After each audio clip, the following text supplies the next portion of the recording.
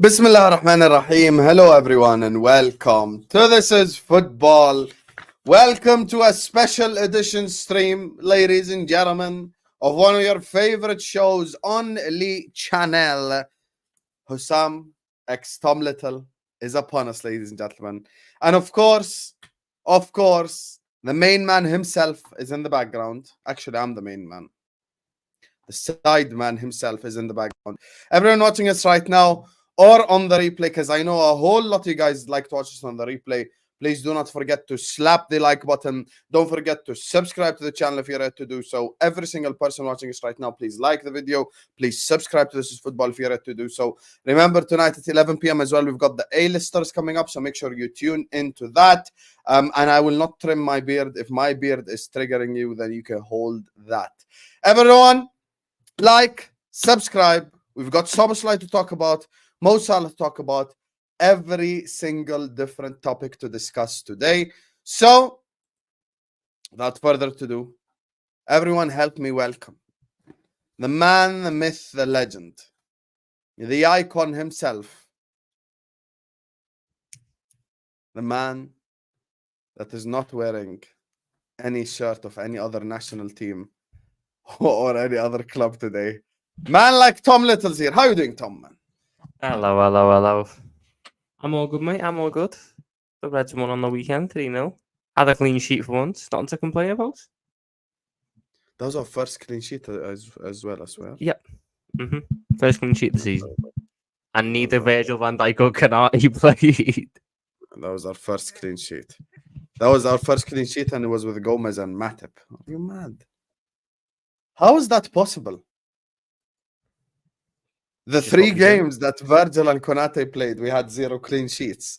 The one game that Matip and Gomez played, we got a clean sheet. You actually cannot write this. You actually cannot write this. But hey, here's what it is. Anyway, speaking of the win, speaking of all of that good stuff, talk to me about the game, Tom. What are your thoughts, my brother? Also, did you shave your beard? Yeah. Yeah, no, I was getting annoying, so I got a little shave. I enjoyed the game. I think that was our best performance since we made the system switch to Trent being a bit more inverted. I thought we were brilliant from start to finish. The midfield actually had a good element of control. Robertson and Trent, that was their best games in terms of knowing when to go up and when to go back. And I think that was partly helped by the inclusion of Curtis Jones, because Jones ended up taking the wide left position. So Robertson couldn't actually bomb on. So you were a lot more stable all round. Nunes and Salah and Diaz are a dangerous combo. The press was superb, which was something that was massively lacking last year. And Dominic SZOBOSZLAI is boss. I don't think there's anything else that needs to be said. Also, big up Joe Gomez as well. 2 good performances back to back. Apart from that, I don't think there's really much more. These are the type of wins that you want to get. These are the type of result. These are the type of performances, that you want to be seeing from this team, and hopefully we build off of it rather than settle back into a negative way. And it'll be interesting to see how the likes of Jota, Gakpo, Gravenberch deal with this team and see if they can get their starting spots back, because that team that played. On Sunday, that's arguably our strongest lineup at the minute. You know, the comment section is all over the place with a certain amount of news. I feel like maybe we started with the wrong topic, but we could change it a little bit. Check your inbox as I read the super chat. Husam, I've told you were need to sign Diaby to replace Mo, and you were mad at me last year, and now reality kicks in and there's no one to replace him. Let me ask you a question, Chombe. Why? I need an explanation from the chat. Why is everyone acting like Mo Salah's gone already? If someone can just answer this question for me, I would be extremely happy, because this is something I want to talk to Tom about. Like, why are we doing this? Why is everyone acting like man's gone already? He's off. Like, you guys do realize SZOBOSZLAI came out post game and said he's staying. Klopp said the conversation's over. He's staying. I don't understand why everyone's acting he's leaving. Guys, Mo Salah's not Henderson. Mo Salah's chasing a legacy. It's different with Henderson. You understand? So that's the thing. So you're all out here acting like, everyone got mad at Kurdish when he gave his Henderson. How can I say? He was on to something. Yeah, when he gave his Henderson, what's it called? Like Henderson's ego speech. Why were you all mad? Maybe Kurdish was onto something, as Tom just said. Salah's different. By the way, I watched Abu Treka's interview on BN Sports. I watched it fully live like 2 weeks ago when he first said it, and he said Salah's chasing legacies, bro. This guy trying to win the Ballon d'Or. This guy trying to do all of that. From a money perspective, he's making a whole load of money already. It's not like, but the guy, some people act like he's selling sandals in the street. That's what I just don't understand. Salah was obstructing the goalkeeper's view, not fair. Sometimes I really want to slap the crap out of you, Waves, because if you just watch the replay from the actual angle, Salah's so far away from Emi Martinez's view. It's not even a discussion to begin with. But I know you want to twerk for City because of Pep, but hey ho, the game's the game. So I saw you tweet, and let's just pull up Mr. Tom Little's tweet on the time because I'm so tired of this guy. We're getting professional, ladies, pulling up tweets live. We're absolutely getting professional. Why should we get professional? I'm so tired of your crap that even the way I replied to you, I think everyone was happy. Was this? This was yesterday, wasn't it? Yeah, this was yesterday. This is exactly what you need. Let's can we show the people the tweet first, because you love to chat shit. Yeah. So let's show the people the tweet. So of course, listen, I don't want to insult people publicly. You get me, blood. But as you can see, the source that tweeted out that there is apparently a £220 million bid for Salah, and this right here. Are you saying we're gonna take that 220 and buy these 5? I would just before you carry on, could you please scroll down a little bit to find my reply to Ben, because that clearly explains this whole. Your reply is there. That's a funny one. I'd just like to read that reply there. Yes. This is just initial thoughts. Should we do the unthinkable and accept it? I'll draw up a proper shortlist. This was literally spur of the moment. Who would I buy if I was just given 220 and told to spend it straight away? Okay, but you're not going to get away with it. Can you explain how the math is mathing here? Okay, Diaby is about 80. Bear in mind, we would have more than 220. We'd have closer to 300. There's no way you're going into a summer window. There's no way you're going into a summer with just a zero budget. So 300 million. Diaby cost you about 70, 80. They double the money on him. Bastoni and Barella, I reckon there's a double deal to be done there for about 140. Whether that's 80, 60, 70, 70, who knows? So that gets you to 220. Elise about 40. And then Onana and Decore about 40. There's a reason why Onana's the first choice, because Everton are going to go down, so he'll have a relegation release clause. 300 mil. He's liking his own tweets. Here. Look at this. If you're on Twitter, just go like the tweet so we can ratio Tom Little, because I'm so tired of his shit. I just genuinely said Tom has the same talent ID as Ten Hag, yo. I'm not going for Coutinho. I'm not going for who else to be. I'm not going for Sterling. I'm not going for Fabinho. I'm going for proper good. The thing is, the one I'll say is the one that people try and cook me on is Onana. People don't understand Onana's got ridiculously good stats, If you were to give Jurgen Klopp the chance to work with him, he could make Amadou Onana a banging midfielder, honestly. There's a lot to work with Amadou Onana. Sometimes I genuinely question, how are you a football content creator? It makes me question life in general, because it just makes no sense. Husam, I'm not saying he's leaving, but he eventually will next season, and we're not prepared for it. All I'm saying is we should have backup by now. I mean, first of all, I disagree with that as well. That's another thing. Why do people act like we must sell him?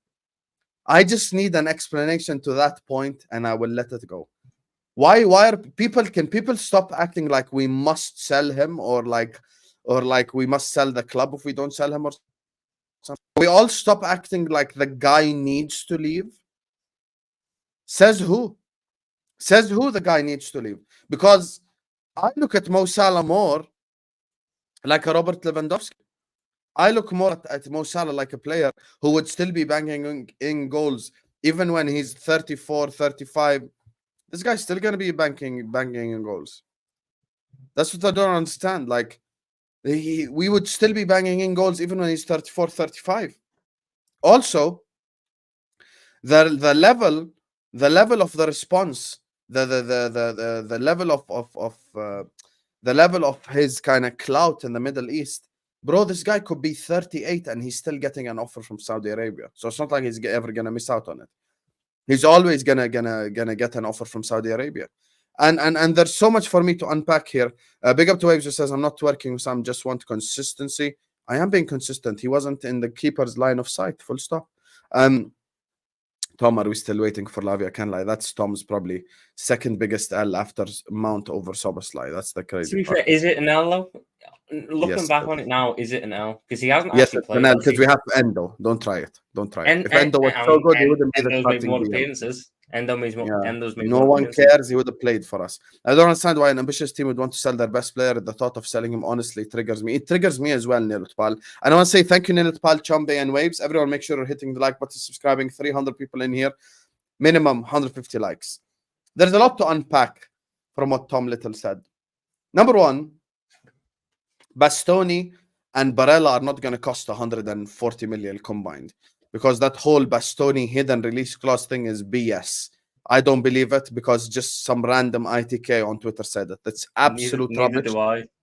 Yeah, that's absolute rubbish. Bastoni and Barella together are going to cost you closer to 180 million, 170 million. That's number one. Number two, when it comes to selling Mo Salah, the problem is I have every right to not trust the club that couldn't replace Fabinho properly to replace Mo Salah properly.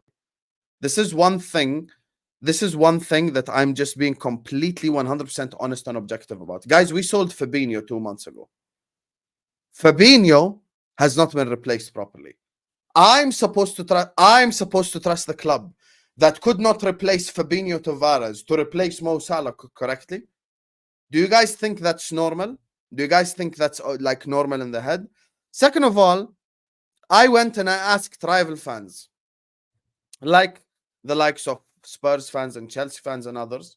They all said, when they were being objective, because we had an objective conversation earlier on today, other than Igal trying to make Liverpool worse, they were all like, basically, yes, you should keep Mo Salah. And the thing is, you guys need to understand, I don't trust Liverpool Football Club. Michael Edwards ain't there. Michael Edwards is no longer at Liverpool Football Club for me to go find 3-4 gems and get the money back, use the money properly. Do I trust Jurgen Klopp and Jörg Schmatka and FSG to use that money properly? No, I don't. And there has been no proof that I should be able to trust them. We haven't replaced Fabinho yet.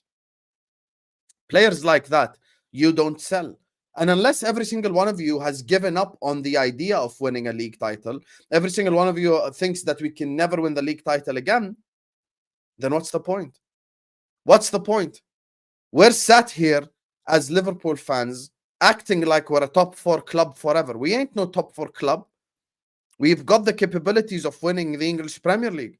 And if we see ourselves as winning the Premier League, then why should we sell Mo Salah? For what reason exactly? We could keep him and we can win the league. And this guy's still going to be banging in come 35 years old. Lewandowski had his best ever season, age 34. Karim Benzema won the Ballon d'Or, age 34. I'd have the same exact energy for Alisson and have the same exact energy for all these players, because these players are game-changing. And if people are acting like I'm being emotional, I'm not. I'm being logical. This is the best player in the league alongside KDB for the last 5 years in the Premier League. Consistency, delivering year in, year out. No injury record. MashaAllah. Inshallah, it continues to have no injury record. And all you have to do is look at this season. First game against Chelsea. The pass to Luis Diaz. Name one winger in the entire Premier League that could make that pass consistently. Second game against Bournemouth, scored goals, created chances. Newcastle, 92nd minute away at St. James's Park, pressure moment, plays an absolutely perfect pass into the feet of Darwin Núñez, where he makes his life so easy. He's like, Núñez, just score, bro.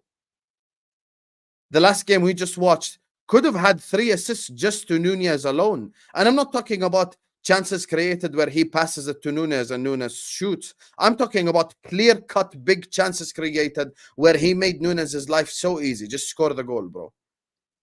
And ended up scoring a goal. Just in the first 4 games, it's already 2 goals, 2 assists. This is the level of winger we're talking about. Please understand, Bukayo Saka won Young Player of the Year and ended up in the team of the season after scoring 12 Premier League goals. Do you understand it's not natural, it's not normal for a winger to score 20 goals consistently, to give you 15 assists consistently? These are things that are not normal. And we're all acting like, even, you know what it is? The window that Tom put up would be 100% better times, 100% better than what will actually happen. Because we all know what's going to actually happen. Why are we lying to each other? As soon as Salah sold, Jared Bowen's going to walk in through the door. Number one, as soon, I promise every single one in the comment section right now, because people think I'm being emotional, I'm being logical. As soon as Mo Salah leaves the football club, Jared Bowen's walking through the door. I'm supposed to trust that Jared Bowen's going to come in and replicate his form or something? All this from a business perspective. I'm a Liverpool Football Club fan. I'm not the Liverpool supermarket fan. This money ain't going in my pocket. It ain't going in Tom's pocket. And it's not like we need the money anyway. It's not like we're starving for money anyway. We got the money. We got the money. As we saw with the Caicedo deal. As I've always been trying to tell you all summer long. We ain't broke. As soon as people get this idea through their head, our life will be so much easier. We could spend 500 million if we wanted to. Go on, Tom. Mo Salah. I don't want to sell him. I think he's still the best player in the Premier League. He's the most important player on our team, arguably, because the lack of quality behind him. Ben Doak would have to come in, and that's an awful lot of pressure to put on a 17-year-old. I have maintained the stance that if we were to be offered £300 million and the recruitment staff was, in better shape, I would probably take the £300 million because it is 1.5 times the world record transfer fee. I think you would be a little bit crazy to turn that down. But anything else, I'm not listening to. I'm not, because Mo Salah's importance to this football club is that big. The idea that next summer you're going to go from £200 million offers to £20 million offers in the eyes of rivals is hilarious. You're not going to see that big of a drop-off in terms of his value. So him being in for this season, get English Champions League, maybe even if the door opens up a league title, and then departing for 120 is still a good way to end it. Like, you still make money that way. I just, like you said, that there is a concern that he wouldn't be replaced properly. The only counter to that would be every time Liverpool have sold big in the past, they have spent. When Coutinho went, that money was spent. When Torres went, that money was spent. When Suarez went, that money was spent. When Sterling went, that money was spent. So when we do sell big players, we do spend the money. The and how has it worked out for us? That, as I was going to say, the worry is, how is it going to be spent? That is the big question. And that is why you need to nail this recruitment team. Big up, Staffy. That's why you need to nail this recruitment team at the minute. Because what we've got at the minute, which is Jörg Schumacher admitting that he's Jurgen Klopp's recruitment assistant, is not going to fly when £220 million is on the line.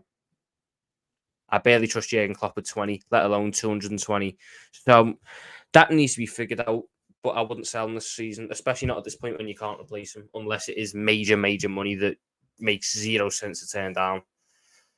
And that would be 300 million plus. In my eyes. Can I ask you a question? Why does everyone acting like he's gone next summer anyway? That's another thing I just don't get. It's the belief. What if he bangs this season? If he scores 20 goals, gets 15 assists, and is in the team of the season, we have a really good year. Why should he leave?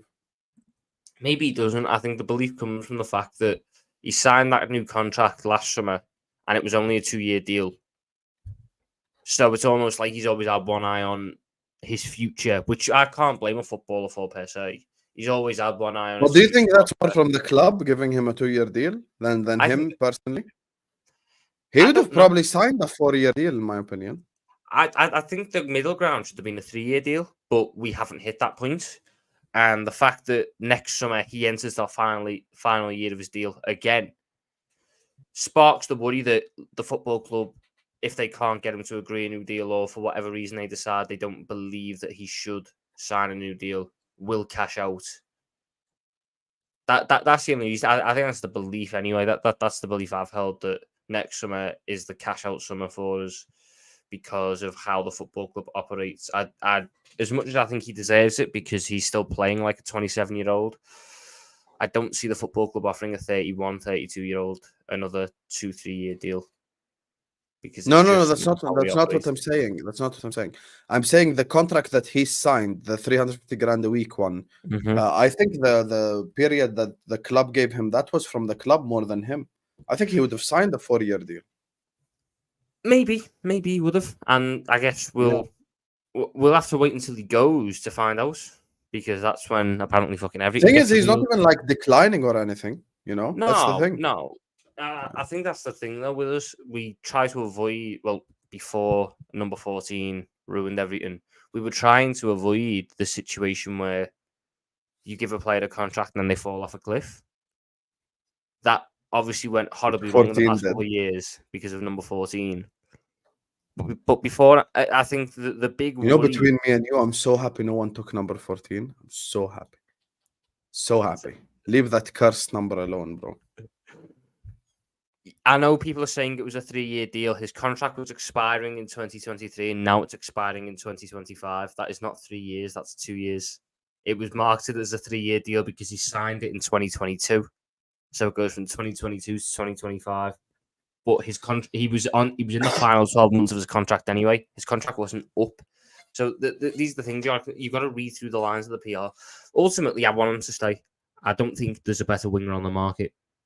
And I struggle to see how you'd replace him per se, but we don't know how this football club works in that sense, do we? Reason to hold on. I'm gonna need someone to make a Salah Listen, as soon as 12 p.m. hits on Thursday and the Saudi market closes, can someone please make like a Salah comp with "I Want You to Stay" song? I want you to stay. What a song, man. Big up to my guy Jackson, who says, did you cover the Henderson comment? We're going to speak about it in a second. I've spent all day talking about this Henderson stuff. Yeah. Wait a second. I will speak about it in a second, Jackson. Now, this next segment. Big up to you. Thank you for the super chat. We already have the money back from the Champions League runs, PL, etc. We don't need to sell them. A bunch of uneducated accountants, businessmen. We already have a return on investment from that. Not just return of investment. We got a return on investment and some more.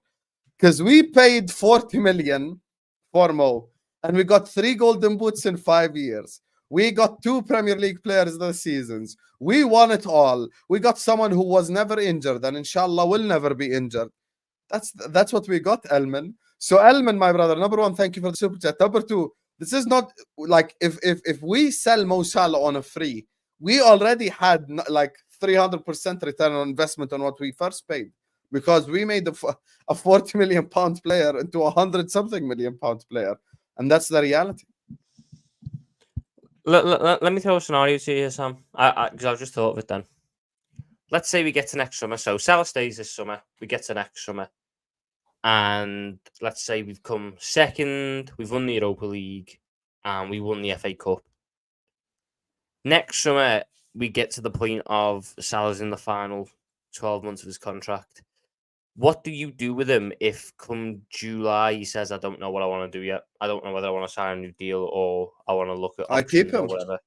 So I give him an extension. No, but again, you missed the point. The whole point was he's not committing to an extension in July. Yeah, I'd play him that last year. No problem. I'd play him. So you would, instead of... So how can I word it? If I'm trying... So you're saying this season I win Europa and FA Cup and I finish second, which means by definition, the year after I'm going to challenge for the league. So I'm 100% keeping him. I'm trying to win the league. So you'd miss out on the potential offer you could make, or the potential money you could make in order to have Mo Salah for one final year. Okay. Yes, because what he gives me on the pitch is worth 100 million. And you want to hear the reality? You had Moussa Diaby on the list. I spoke on Jared Bowen. The players that can replace Mo Salah are Mbappe and Vinicius, and we're never signing either of them. So there's no point. No, Big up but Selection who said, I also don't think you can buy a Salah replacement in that sense. You can't. You can't. Like, the reason why I push for Diaby, and I'm so big on Diaby, is not because he reminds me of Mo Salah at Liverpool. He doesn't. Because no winger reminds me of Mo Salah at Liverpool, but he reminds me of Mo Salah at Roma. And that was the winger that we bought. So I'm looking at what winger can we buy who has the same attributes and could potentially be moulded the same way. Because as much as I would like us to buy the ready-made talents, they're either not better than what we've got, or they're not available. So you've got to sort of sit back and look in that situation. And the idea of using a Diaby and hoping that because he's got similar attributes and you've got the same coach, you could mould him into a similar type of player. That's probably your best bet. Salah's legacy secured. Never secured. He needs more. And the next outcome will be on Salah, whether he stays or he goes. Second bid tells me he's open to it. Diaby and Olise, you're high. I would sell Salah at 220. Why Barella? Another 8. Diaby and Olise, your bestie over here. So Diaby and Olise, you cannot replace Mo Salah with one player because Mo Salah is one of the best goal scorers and one of the best creators in the Premier League. You don't do that on one player because they're not there. So you have to recreate it in aggregate. Diaby covers the goal scoring side potentially. Olise covers the creative side potentially. That's how you do it. And why Barella as another ace? Why not? Wait, do you just say Diaby covers the goal scoring and Olise covers the playmaking? I said potentially. The whole point was potentially. But you do realize you can't like make them marry and play on the pitch on the same player. No, I know, but there's games where you can't play two right wingers and go like one score, one create. That's not how life works. I know, but it's gonna be a situation. That's such a dumb take, Tom. Like, no, it's not. Just say that? No, it's not. Because in some games no, it isn't. In some games, you're going to need a more direct winger who's focused on the goal scoring side.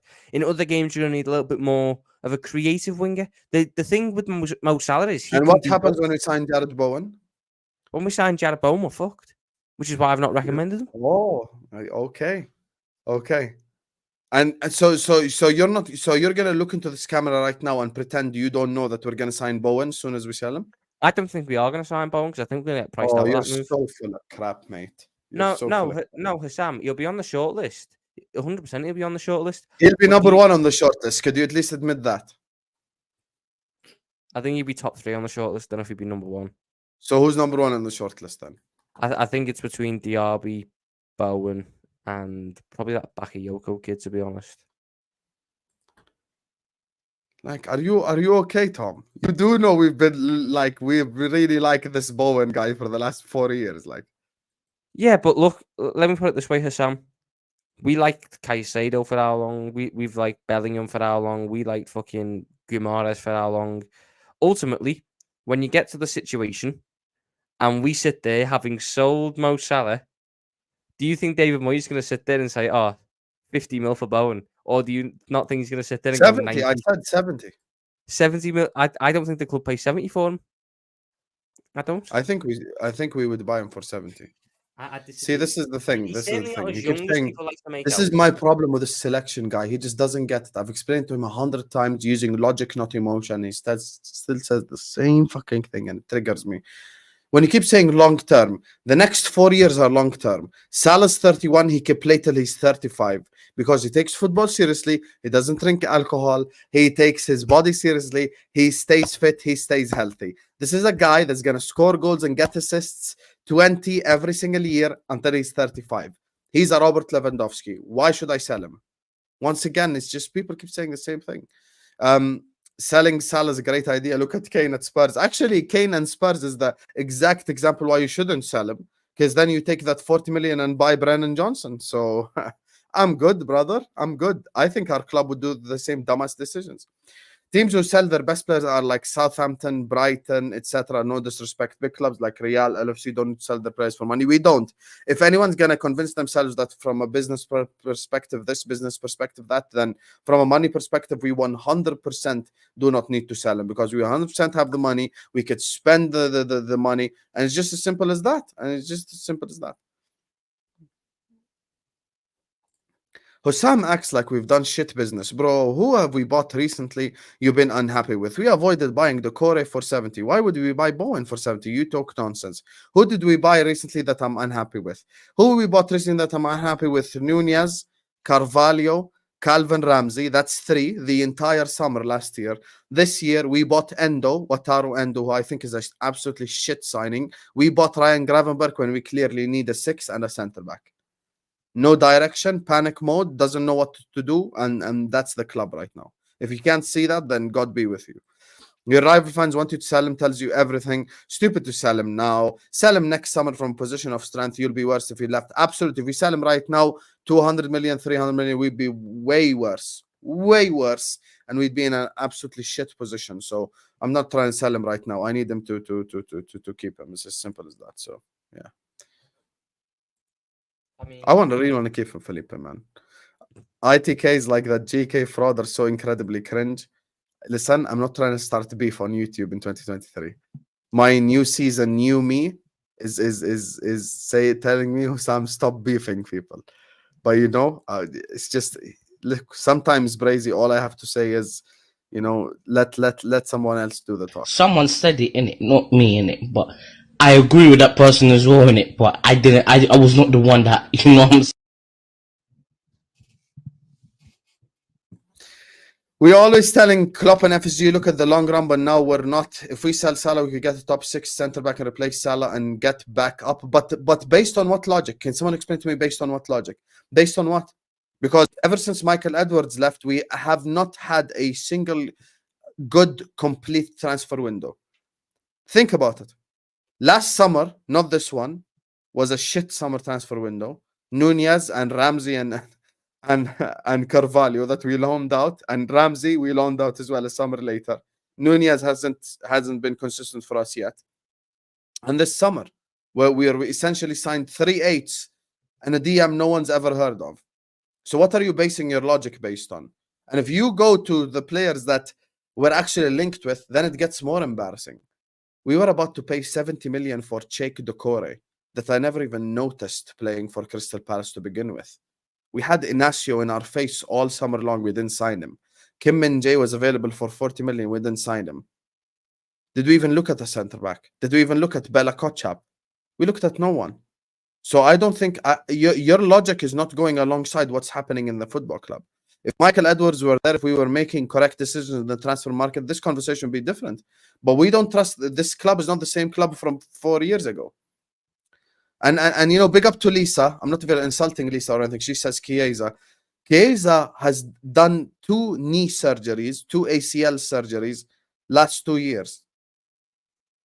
When people keep saying Chiesa, they always act like this is Euro 2020 Chiesa. It's 2023. This is the thing with replacing Salah as well. There's so many factors you got to consider when replacing Salah. One of the factors, he's never injured. He can do 38 games a season in the league alone. You can do 10, 15 in the Champions League. Like, you have to find a player who can also do that. Diaby is the closest that you've got, but I think he has a couple of injury problems. So like I've been saying, with Salah, you are not going to find an out-and-out replacement for Mo Salah. You're not. You have to replace him in aggregate. You have to find 2 or 3 players to do it, because you're not getting Mo Salah again. And that's... Yes, you're not. You're not. Go ask Chelsea fans if they replaced Hazard. How many wingers has Chelsea bought since Hazard? Go ask Arsenal fans if they replaced Van Persie, or they replaced Henry, or they replaced Fabregas. Go ask Man United fans if they replaced Ronaldo. Oh yeah, Obertan did it for us. Same way you guys want Moussa Diaby and Olise. So idiotic, man. Next summer, if we make early big signings, does that mean Salah's leaving? I'm not sure what to feel when we make new signings next season. I mean, I don't necessarily think early signings is something we always do anyway. I think we always attack the summer transfer window usually early. Even, I swear, last year we signed Nunez early, and we were looking at Tchouameni early. Even this summer we signed... we were looking at Tchouameni before the final. Yeah, we signed him early. This is the thing. I think we missed him early. Yeah, not Tchouameni. I meant Nunez. Sorry, but yeah, that's basically the thing. So For me, I don't think that's necessarily an indication. I think we'll find out more this season. Look, this season is going to be a massive indication on all levels, and that's the thing. Big up my guy Gumban who says Salah stays at all costs. Fact. I love comments like this from CC. Why did I celebrate Nunez's goals? I hate Adrian. If Adrian scores a 90th minute winner, he's a I would be flip-flop. celebrating. That's what Like, he is. how's He's that a a thing? flip-flop. I'm a Liverpool fan. So what? I don't rate Nunez. Do you rate every single player that puts on a Liverpool shirt? Did you rate Konchesky 10 years ago? No, you didn't. It's okay to not rate a Liverpool player. It's not like blasphemy or something. You keep saying we won't spend the money properly, so why sell if we don't sell him and in 2 years he goes on a free? Then what do you want us to do? But I don't want him to go on a free. You're going down the scenario that I don't want.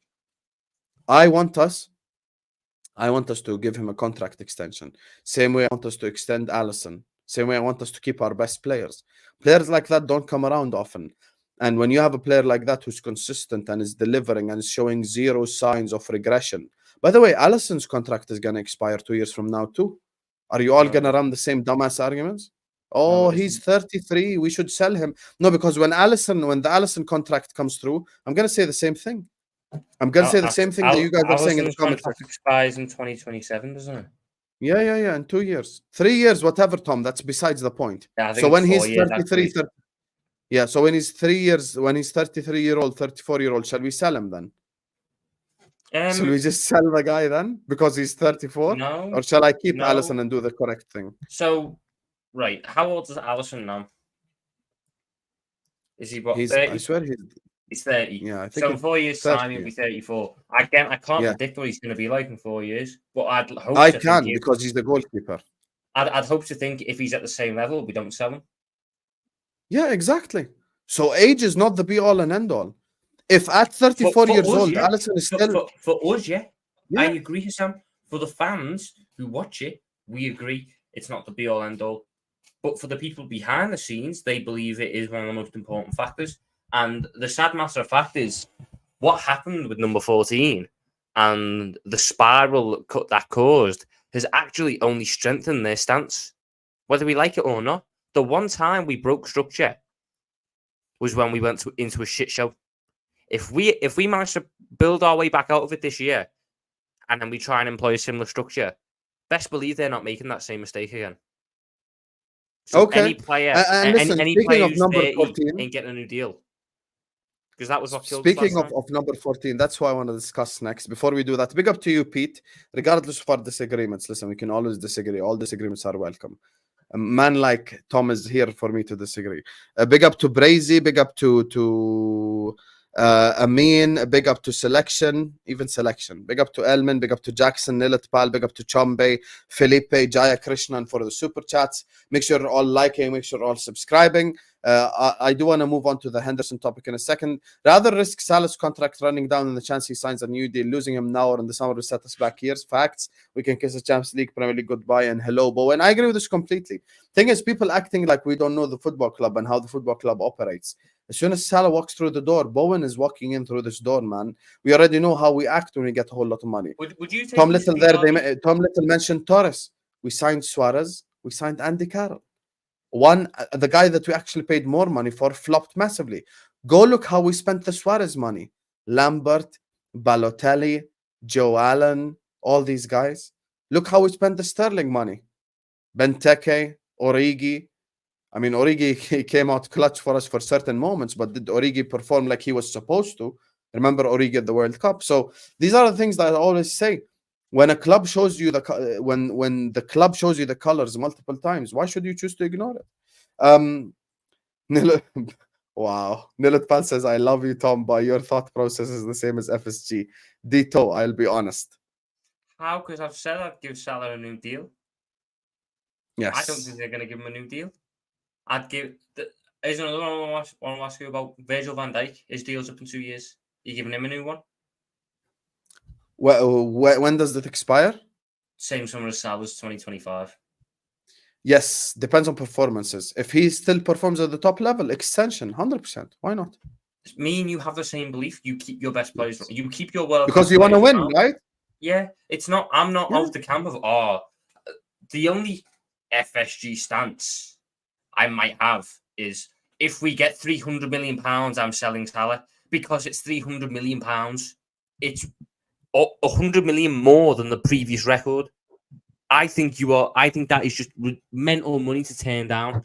But like I said, when I said it, it was on the precondition that the recruitment team is sorted, because I don't want Jörg Schmadtke and Jürgen Klopp doing scouting missions in Stuttgart again.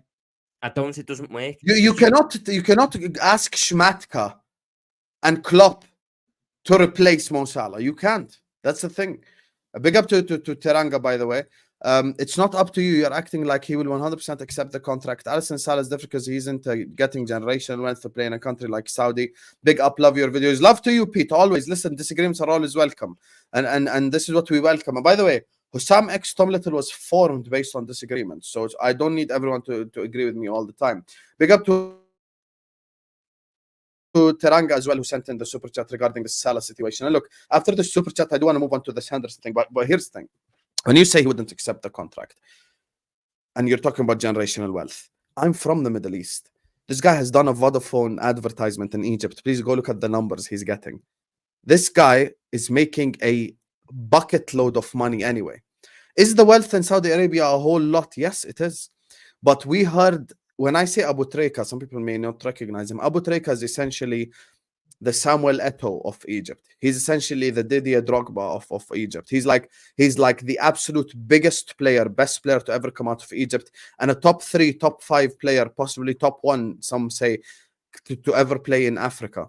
He came out and he said, Mo Salah's chasing legacy. This is a player that knows Mo Salah like personally.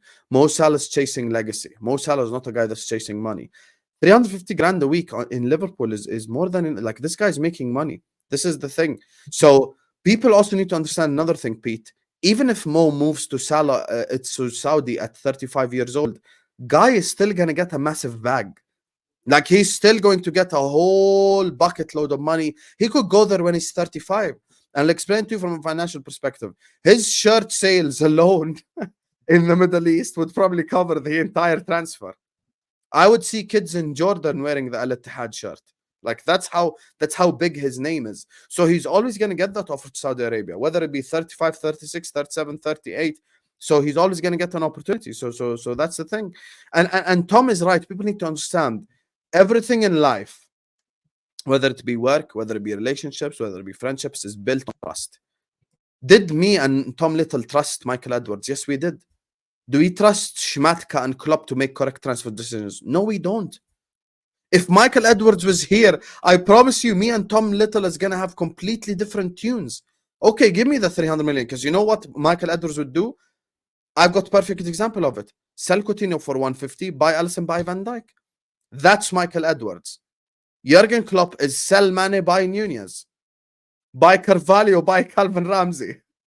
Buy Gravenberg when we need a DM and a centre back. Buy Wataru Endo.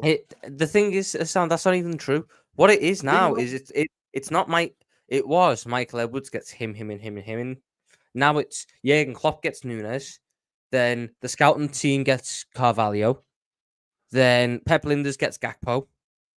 Then everyone sort of unanimously agrees on SZOBOSZLAI and McAllister because they're good players. Then Klopp and Schmadtke get Endo. Then Linders and the scouting team get Gravenberch. We have about 4 different parties making transfers on their own images in their mind. That doesn't work. It's not a sustainable thing. And there's no how across all of that, the director of football was mentioned fucking once, and that was for the Jurgen Klopp signing. Like, what are we doing here? The club is If Michael Edwards was here, would you accept the offer? Like I said, if Michael Edwards was here and I got 300 million, I'm accepting it. Yeah, and of course, the thing is, if the transfer window was open, right? If the transfer window was open, I would accept less. But I need a premium because you're making me sell him outside the transfer window, which is why I'm holding out for the 300. If we were in the transfer window, let's say it was the start of August, I might accept 250. Yes. But right now, you're asking me to do. You're asking me to do 4 months near enough with Ben Doak and Harvey Elliott as my right wings. Or Diaz or Jota or whoever. We just don't have a right winger anyway. I don't think they really work out there though. Doesn't really. Do you want to know the mental thing? Do you want to know who I think out of all the options available will be the best right winger for us until January? Who? Nunes. Okay, and on that note, because I just don't want to fight Tom on this topic right here. I just want us to agree. Everyone watching us right now, hit the like button, subscribe to the channel. We want we want to move on. Oh Lord, have mercy. We want to move on to the Henderson topic because I do want to speak about it. But look, Mohammed says, spot on, brother. If we had someone like Edwards, I'd be happy to take the Salah money and rebuild. Plus, Saudi needs Salah more than Salah needs Saudi. Fact, this ain't a one-time offer. It'll come again. Mohammed, I wish I could just kiss the screen right now. I could just lean and kiss the screen right now because this is the most fact super chat from the start. This is the absolute. This is like questioning if Ronaldinho would get an offer from Brazil, even when he's washed. Of course he would. This is the thing. I'm from the Middle East. My mom got to know Liverpool after me, of course, because I'm her son, because of Mo Salah. People in my family, people who I speak to, they know Liverpool Football Club because of Mo Salah. This is the biggest superstar in my entire region. He's always gonna get the Saudi offer. I promise you, he could play for Liverpool for the next 40 years. For the next 4 years, sorry. And come 35 years old, he would easily get an offer. He would easily get an offer. This is the thing, Mohammed. You are absolutely spitting. I love this super chat. Like, I genuinely do. Thank you, Habibi. President of the US. Yo, Elman did his research. President of the US makes about 450 grand per year. For context, how the hell is 350K a week not enough money? What do you need more money for? That's the thing, Elman. I need people to stop acting like 350 grand a week is Mo Salah selling sandals in the streets of Liverpool, because he's not.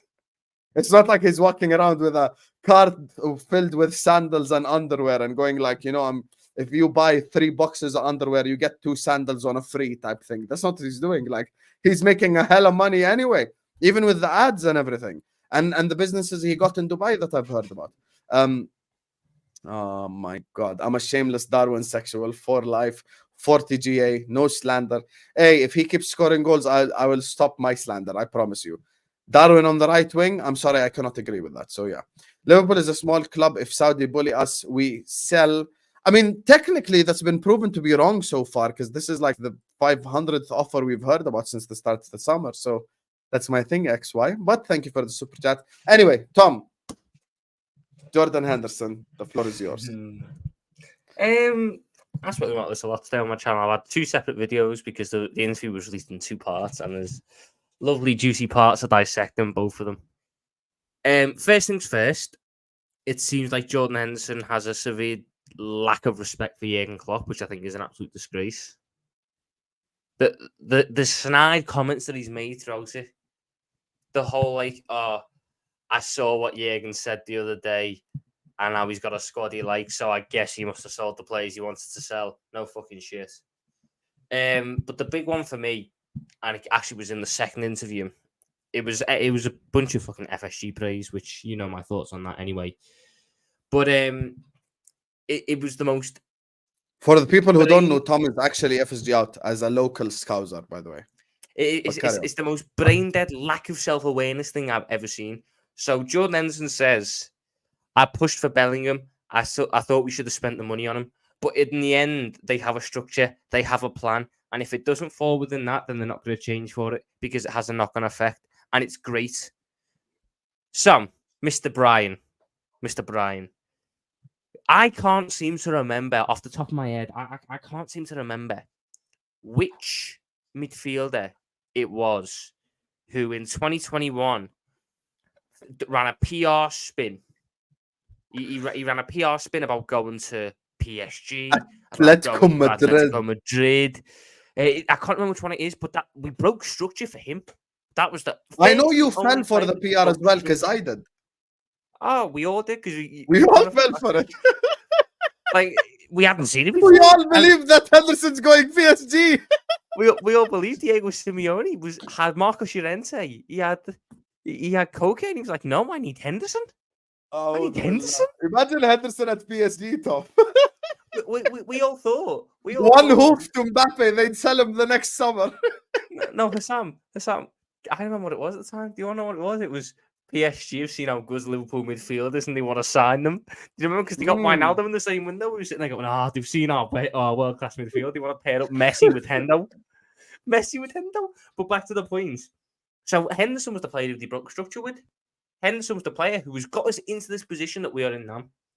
So you can't on one hand praise it when in reality, you're the reason, you're arguably the catalyst for its downfall.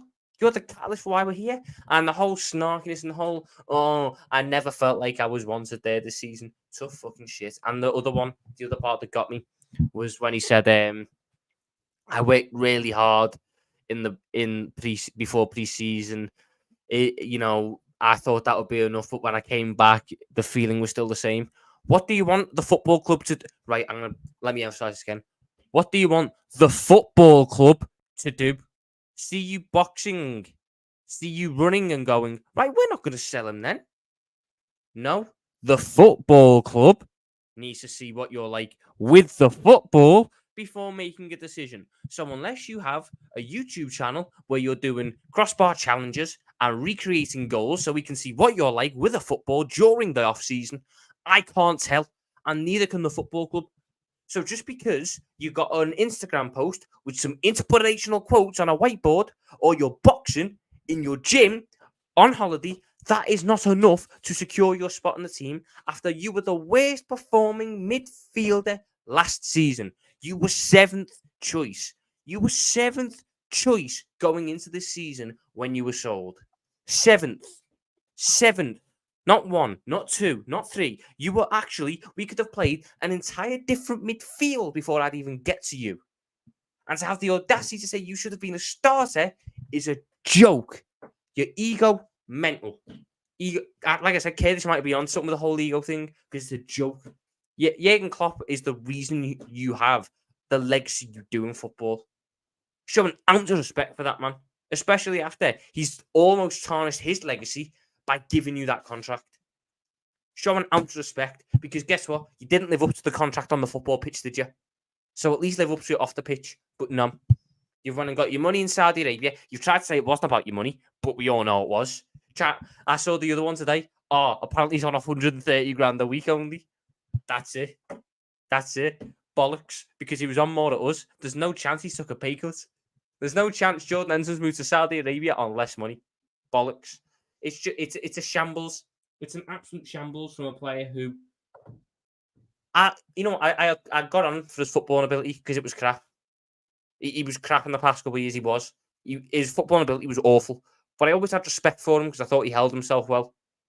This interview today, the worst piece of PR anyone has done in the past year. Ronaldo's Piers Morgan interview was better than this, and that was a shit show in itself. And that was still better than what I've seen here.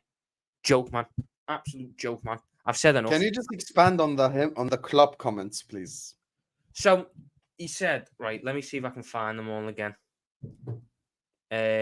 So the main one was Tom is cooking, by the way. I'm just smoking the Henderson pack. I'm allowing Tom to cook because what the main one was. I don't even need to interrupt him or anything. I saw Jurgen said a few days ago that he's really happy with the transfer window and he loves his team, which tells you the players that left, he probably wanted to go. And the players that have come in, he probably wanted to sign. Do you know what, Jordan?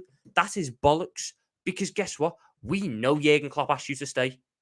But you said no, because your fragile little ego couldn't handle the fact that you weren't good enough anymore. You weren't good enough to start for Liverpool anymore. You weren't last season, but you did. You weren't good enough anymore once he bought replacements, and you threw your toys out the pram, and you're trying to rewrite the narrative now that, Jurgen Klopp doesn't like me. Bollocks. Accept the fact you're done.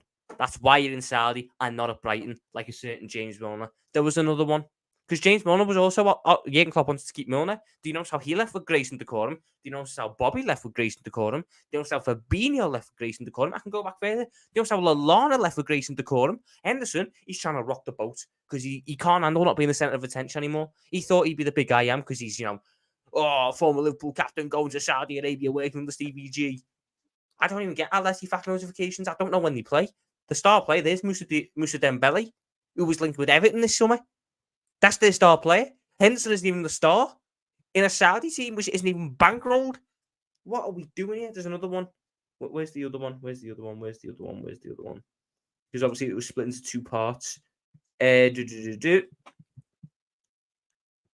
Obviously said, at no point did I feel wanted by the club or anyone to stay. There was an approach from Al Ettifaq to the club to see if it would be possible for me to go. The reaction from the club again wasn't to say no. At that moment, I felt as though my value or the want for me to stay, with the manager and within the club, maybe it shifted. I knew that time would come at some point. I didn't think it would be now, and I had to accept it. When did Jordan Henderson think his time to go was going to be?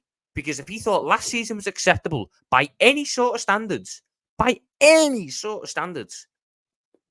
we should have got rid of him beforehand. Because if his standards had dropped that low, we're done out here. I've said my piece. If you want to hear more about it, go to my fucking YouTube channel. Because I'll in about 40 minutes. My head's gone with it. I don't want to give Jordan Henderson any more time of day, especially after I've seen what Dominic Szoboszlai's done in the first 4 games. You can't handle the fact that Dominic Szoboszlai is 10 times the footballer you are. So hold that, Hendo. Hold that. Go play an Al Ettifaq in your hot stadiums with fucking Moussa Dembele and with Robin Quaison, who used to be at Mainz. That's your level now. Accept it and stop crying to Ornstein and crafting about, Klopp wasn't very nice to me when I left. We treated you with grace and decorum. We gave you a lovely send-off. And how did you respond? I remember when we done that video with Kopish, and I sat there and went, all right, you might be a little bit extreme with the whole, he didn't thank him in his farewell video.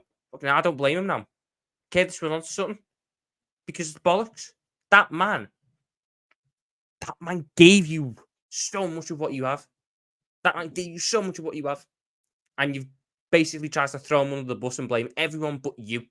It's all everyone's fault. No, Jordan faultless Brian Henderson can do no wrong in his football career because he's perfect. He's better than Zidane. He was going to sign Jude Bellingham for us. He was going to do this. He was going to do that. He's going to do all this, Sam.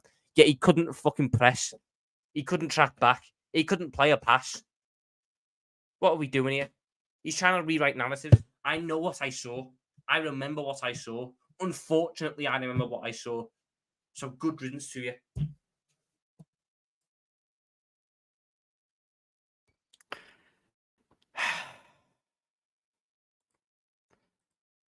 You know...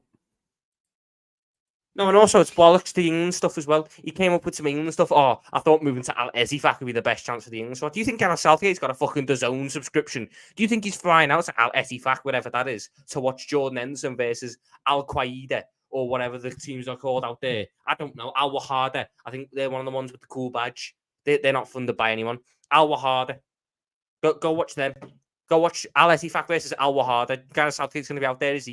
Yeah. I call bollocks, Hendo. In reality, the best chance you had was playing at Crystal Palace. You should have went to Crystal Palace. You should have rode it out for a year or 2. But no. I'm the big I am. I want to make money. I want to do this. I want to do that. And to barefaced lie to some of us, and suggest that you didn't move for the money is an absolute joke. It's an absolute joke. We're not stupid. We're not idiots. We can see through it.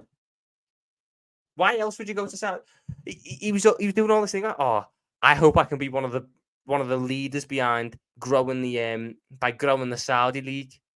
By growing the Saudi league. No, because I guarantee it in 2 years' time. Jordan Henderson's not going to be in the Saudi league, but he thinks he's going to be one of the faces to grow it. It's a joke, man. It's a joke.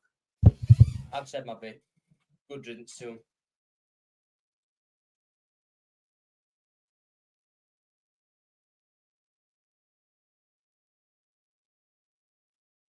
You know, guys, in life, sometimes you use examples from the real world to make up a reply. And there's one specific thing, and I know because the biggest demographic that watch me are all UK based. There's a clip I want to play for you that actually correctly represents Henderson right now. In 4th place is me. Why are you shaking your head at me? You won, Jane. Oh my God. Enjoy the money. I hope it makes you very happy. Dear Lord, what a sad little life, Jane. You ruined my night completely so you could have the money, but I hope now you spend it on getting some lessons in grace and decorum, because you have all the grace of a reversing dump truck without any tyres on. I don't get it. Well, you wouldn't, let's be honest, there's nobody in there, love. So, Jane, take your money and get off my property. So, Well done, Jane. thanks.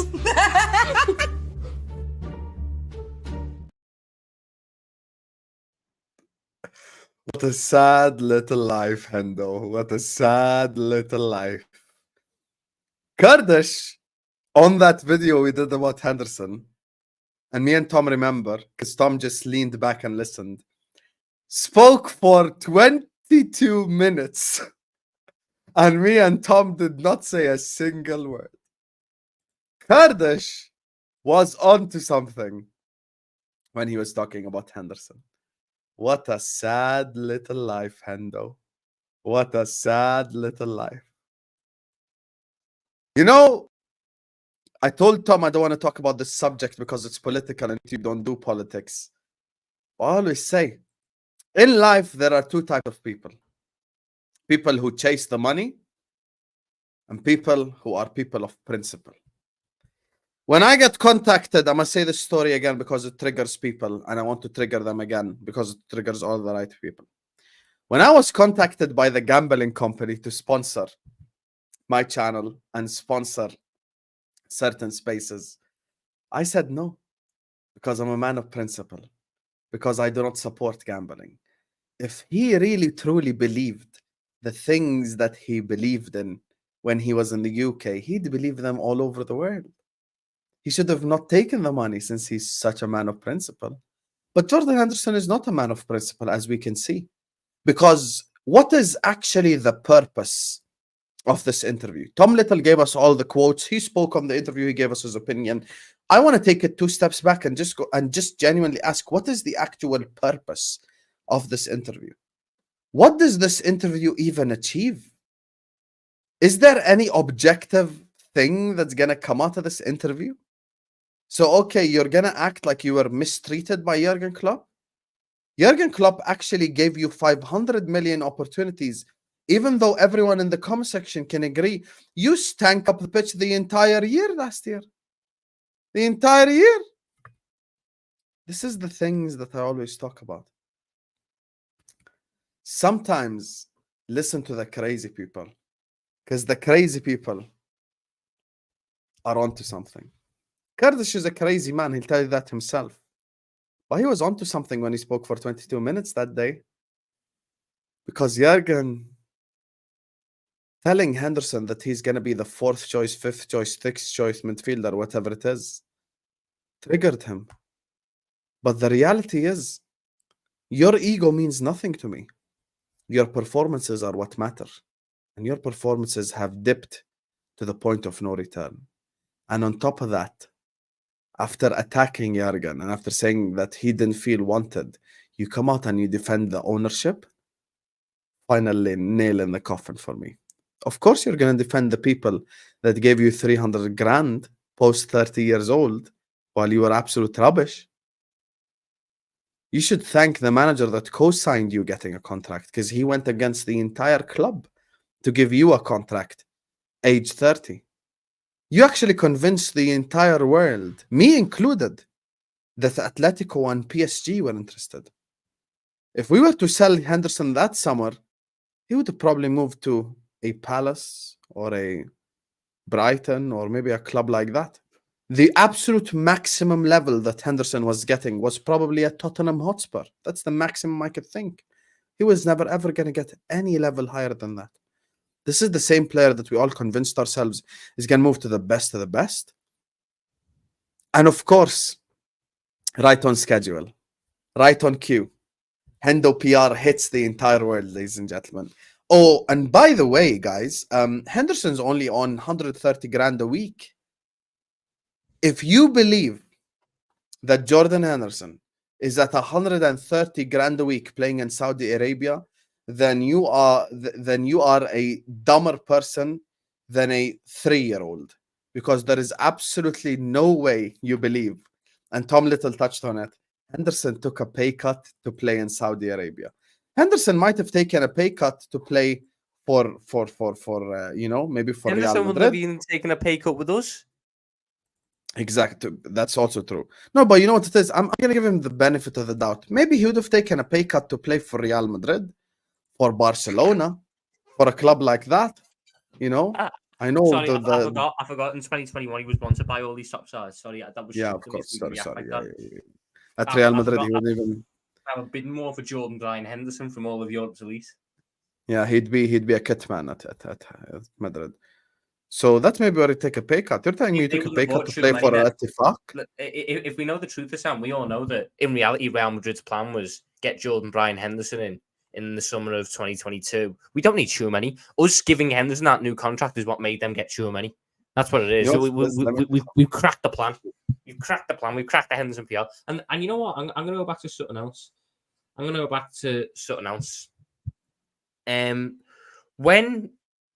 When Jordan Henderson, he said another thing like, I wish I could come back and have a good farewell. You know what?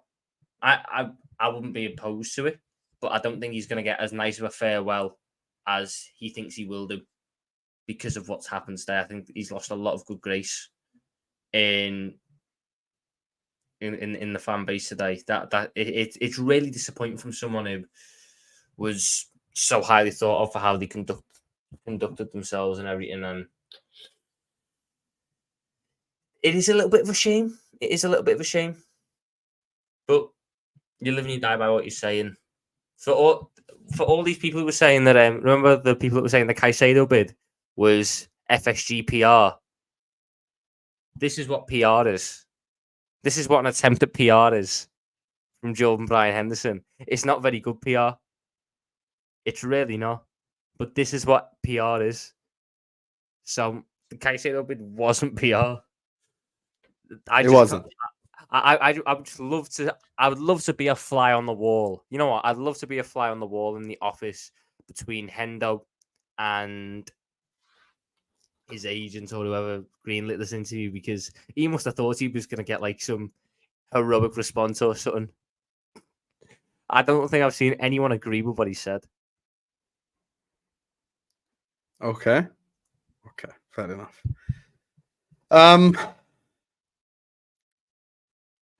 You guys won't believe what I just did. So you actually generally won't believe what I just did. I don't think Tom will believe what I just did. Big up to Adamson who says happy birthday, Tom. Big up to you, Adamson. Thank you so much. Hold on. You can't just say you won't believe what I just did and then leave it blank. I'll tell you in a second. I'll tell you all. Trust me. You guys won't believe what I just did. You'll slander my club. You slander my manager. Thank you, Adamson. Big up to you. Who made you the player you are. Don't care who you are. You are the devil, and you can hold that cry more.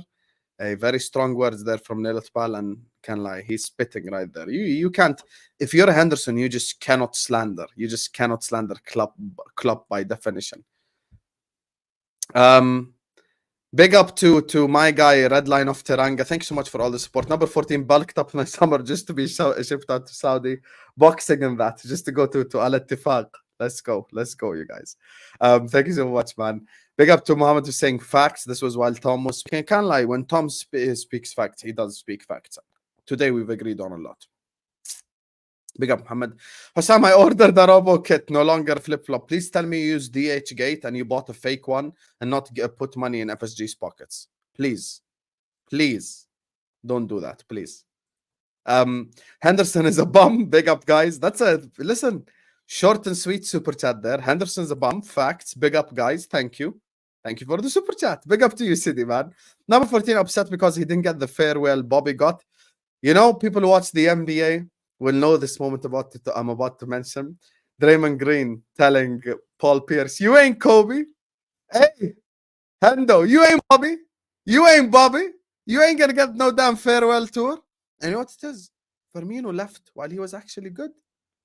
We didn't have to cuss him out every single week. Firmino wouldn't be pushed out the club this summer, I'll tell you that much. 100%. Hendo lying to himself saying FSG did well to the club. That for me was the biggest, like, F you. it's just mad. Like, you come out and you praise FSG as well. To be fair, they did put money in his pocket for 5 years, so you know it is what it is. Did they get from DH Gate, Kabe? Let me know in the chat before I slap the crap out of you. Big up to you, Nadra. Big up to Sultan, says, get out of my procedure, and saw what Hendo said is stupid or something. Does he understand our religion? If I was Al-Tifaq owner, I'll kick him out. That would be amazing, honestly, if they just rip up his contract, because he's only earning 130 grand a week, right? So it should be easy to pay off. Am I lying? It should be easy to pay off 130 grand a week, right? Game's the game, Sultan. Who let my man Tom cook? I can't lie. Tom definitely cooked today. Today. Big up to Tom. Tom cooked, I think, even on the Salah topic. That's the crazy part. Broke boy in Saudi, says Red Lion of Taranga. That's what I'm saying. Why we acting like this guy actually done all of that? Imagine actually believing 130 grand in Saudi. Are you mad? Paul will sell some cheeks for some Saudi riyals. Yo, this is mad, but I'm here for it. I don't care about him. He's pushing the scrap stuff, knowing he's playing in a Muslim country that's held disrespectful. I don't care about him Dean over anything, bro. Facts. Kick him out the club. You know, if Al-Tifaq owner is listening right now, please just sell him. ألف مبروك على ال 20,000 عقبال مليون يا غالي حبيب قلبي آدم سان حبيبي تسلم. Thanks for 10 years, Jordan. Good luck for the future. Of course, this is one of them sentimental, emotional people. I hope you liked what he said about Klopp. But speaking of, you know what? I would like. No, trust me. This is worth it. I want to address that super chat. That super chat. Quickly, go on. I also held that same belief until he's come out and done this. Yes, of course. I had the same belief, but for me, this is just incredibly disrespectful to the manager and to the club, because you're trying to rewrite history. We know that Jurgen Klopp said, Jordan, I would like to keep you, but you're going to be playing less football this season. And Henderson went, okay, I'm going to leave then. It wasn't Klopp went, you know, have you seen that video? That fellow who walks to the training ground and then goes, he types his code and then opens the door and goes, oh, I must have typed it in wrong. That weren't what happened.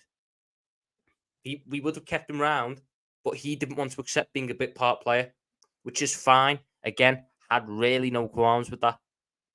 To come out and do this and try and rewrite history, though, that's where my issue is. No reason for that Ornstein interview. But anyway, remember I just told Tom, you guys have no idea what I just did. Hey, I'm not gonna say anything. All I'm gonna do is, hello, Kurdish. Welcome to the stream, my brother. I'm not here for long. You're lucky. You called me honestly 10 minutes before I was about to go outside, man. Hello. Kurdish, your thoughts on this Henderson article, my brother? I had to get his thoughts. I'm sorry, Tom. And the entire comment section mentioned them. Everyone say hi to Kurdish right now in the chat. You all mentioned them. The man who called Jordan Henderson. I told you guys. Listen, I'm a man of the people. You all mentioned Kurdish's name, and he's here. See, everyone's like, Kurdish. Look how excited they are in the chat. Go on, Kurdish. The floor is yours. Your thoughts on the Henderson. The hardest thing is, I needed a dub. I needed a win. I've been having howler after howler recently. Tom's laughing because he knows it's accurate. I have been in desperate need for a win, man. If you don't follow on Twitter, you were missing his rage at the Old Firm derby not having corners. I've never seen a man that goes so quickly. So yeah, man. I woke up this morning and I saw what happened. I thought, this is crazy. I was seeing Ben give Henderson slander. I couldn't believe my eyes. And then we did a little space, bro. And then afterwards, I went away. I went to the gym. I trained. Came back, and there was a part 2. He'd gone again. There was 2 parts. It's almost like, you know, when you watch someone do something crazy and you say, go on, go again. And I'm just waiting for part 3. And listen, I could sit here and say this and all these things. The one thing I'm going to say, I think what is quite interesting is he says that Klopp, he didn't feel wanted. I think there's probably a way in modern football, we know, go on, lie to Husam. We know in modern football, if a club is coming to another club, it means that usually the player's agent has negotiated or opened the door, right? We know that with Virgil, with the Blackpool situation. So for Jordan to come out and say Klopp didn't make me feel wanted, I think it's interesting, because I think if you're coming into Klopp's door with that conversation and you're Jordan Henderson and I'm Jurgen Klopp, I'm instantly thinking, why would I be interested in this conversation? Why are you, out of all the people in the world, why have you even opened that door? So do you know what? I'm not going to make you feel wanted. Because you know why I'm not going to make you feel wanted? Because I put my neck on the line for you, for this big contract. A lot of people are giving me stick for it. And you've opened that door. And now you want me to play, oh, please stay, please stay. So actually, I'm quite glad that Klopp didn't beg him to stay. But I think one of the reasons for that is because Klopp was probably so disappointed that he even opened that door for a club to come in. And I think I'm fair in saying that. You know, I think it's a fair, because clubs don't just come knocking. So Henderson's agent or himself would have had some conversation. But yeah, man, listen, it's not everyday point scoring. Even if it is, like I say, I've took a lot of L's recently. This is an egg I laid a while ago. It's come home to roost. And I'm taking my W, man. I'm taking my. Remember what you said about Henderson's ego? Even Tom was like, Kurdish was onto something. Well, what do you think of his Klopp comments? Because I know you're a massive defender of Klopp. For me, bro, it's just I think we have to understand. You know, when I don't like players, I'll be honest, usually because they symbolize something. A lot of people think it's not. It's because they symbolize something. When I look at Jordan Henderson, he symbolizes FSG and the restrictions of Jurgen Klopp. And what I mean by that is he was never first choice, but because of the restrictions that Jurgen Klopp is under, he has to go with it. So Naby Keita and Fabinho were brought in. Jordan Henderson was going to be a bench player. They didn't work out, Naby Keita, so Jordan Henderson had to play. He couldn't fix it. And we could have won so many more. And again, let's be honest, Brendan Rodgers was in his right to get rid of him. Jurgen Klopp was in his right to get rid of him when he came in.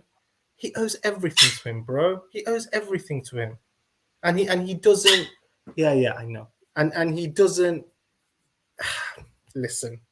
It is what it is. It is what it is. All I would say is, not everyday agendas. I told you about his ego. All you have to do is read about what he did when he was 15. All you have to do is, he himself says, I was difficult to be around when I got dropped in the dressing room. And the biggest thing is, because I do have to go, all I would say is, if you want to talk about Jordan Henderson and his ego, read the Athletic article. In one paragraph alone, he says the word I 7 times. 7 times he says the word I. It was like reading an autobiography. It was crazy, Tom. It was crazy. I thought, what are we doing here? But listen, big up Jordan Henderson. He's still showing love even to your parrot. Big up. I needed the dog, man. Listen, it's good to be back alive. I'm breathing again. I needed it. Catch you guys later. Catch you later. Hey, if you can't like the video for this Kurdish cameo appearance, you won't ever like the video, because we just dropped a bombshell. When I said you won't believe what I just did, I didn't lie to you guys. I gave you guys an actual bombshell. So big up to you guys, man. Love for the love, as per usual. Of course, I bought fake. I know better than that. Thank God, Cave. Don't go putting money in FSG's pockets. Big up to you, man. Big up to you for everything you've done. My brother Cave, thank you for the super chat. And listen, on that note, there is no better place to end it than here, ladies and gentlemen. Tom Little, let the people know where they can find you, my brother. You can find me on YouTube, TikTok, Twitter at Tom Little with a 1. On 1.2k subs now. I've got all my full thoughts for the Jordan Henderson situation. I've done 2 videos on that today because the bastard released it in 2 parts. I thought I was done after part 1 now. He released a part 2 that was just equally as bad. So go sub to the YouTube. Go watch the YouTube so I can get monetized. And facts. So I will make a promise live on This Is Football. First monetized stream will have Husam, and the first monetized stream I will do is getting my top 10 worst takes together, and I will let everyone cook me for them. Oh, I'm glad. I'm so glad. Big up to Zain. تحياتي لأهل العراق. هلا والله حبيبي. Many people have asked for the link to the original video that Kurdish spoke for 20 minutes about. I've just dropped it in the chat, and I just want to tell you, before you even click the link, you don't even need to watch the whole hour. Just watch the first 22 minutes of Kurdish speaking, as soon as we end this video, hit this link right here and go watch when Kurdish right here just lays into Henderson. And there's only one thing no, quick, you do want to watch the full video, because this is also the same video where Husam lies about the poll results. Listen, if you want to watch the full video, it's better for me. Watch the full video if you guys want. Now, there's only one thing I want to end this video on, because it's just, you know, it's just perfect to leave it on. In fourth place is me. I don't know why you're shaking your head at me. You won, Jane. Oh my God. Enjoy the money. I hope it makes you very happy. Dear Lord, what a sad little life, Jane. You ruined my night completely so you could have the money, but I hope now you spend it on getting some lessons in grace and decorum, because you have all the grace of a reversing dump truck without any tyres on. I don't get it. Well, you wouldn't, let's be honest. There's nobody in there, love. So, Jane, take your money and get off my property. So, well done, Jane. Thanks.